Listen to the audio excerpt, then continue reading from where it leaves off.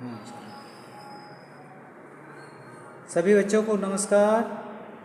आज हम पढ़ेंगे अर्थशास्त्र कक्षा 12, व्यष्टि एवं समष्टि अर्थशास्त्र, माइक्रो एंड मैक्रो इकोनॉमिक्स।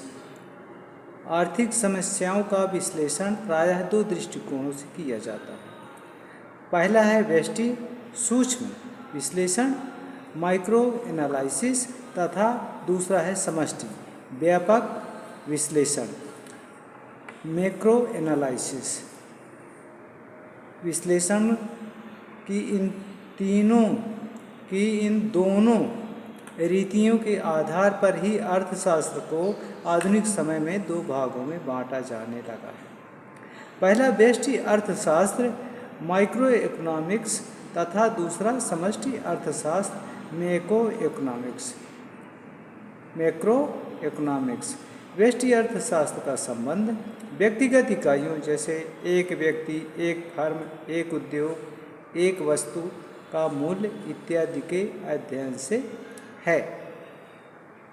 इसके विपरीत समष्टि अर्थशास्त्र का संबंध संपूर्ण अर्थव्यवस्था या संपूर्ण अर्थव्यवस्था की बड़ी इकाइयों जैसे कुल राष्ट्रीय आय, कुल व्यय, कुल बचत, कुल विनियोग इत्यादि के अध्ययन से होता है।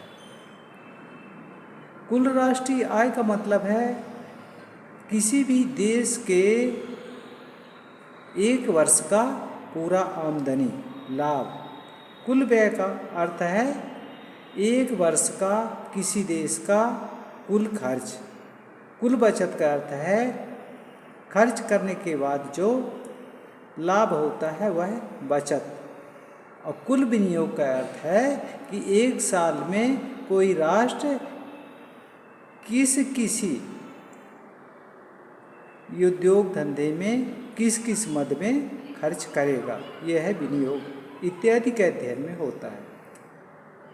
आर्थिक विश्लेषण के ये दोनों स्वरूप वर्तमान में अत्यधिक प्रचलित हैं।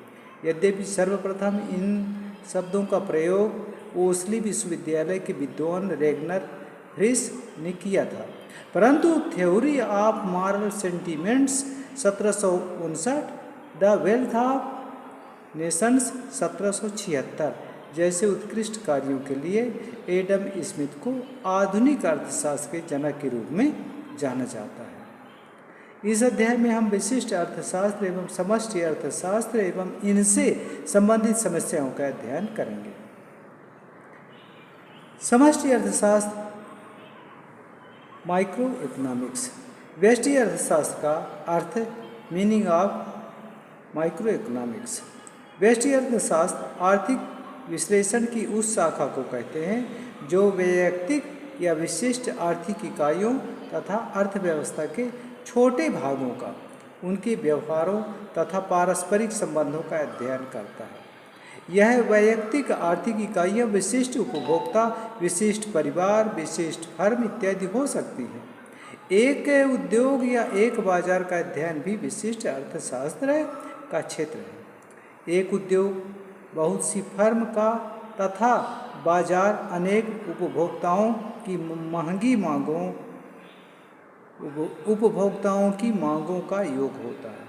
इसी दृष्टि से उद्योग अथवा बाजार वैयक्तिक इकाई नहीं होते, परंतु इनकी संपूर्ण अर्थव्यवस्था का छोटा भाग स्मॉल सेक्शन ऑफ इकोनॉमी अवश्य कहा जा सकता है।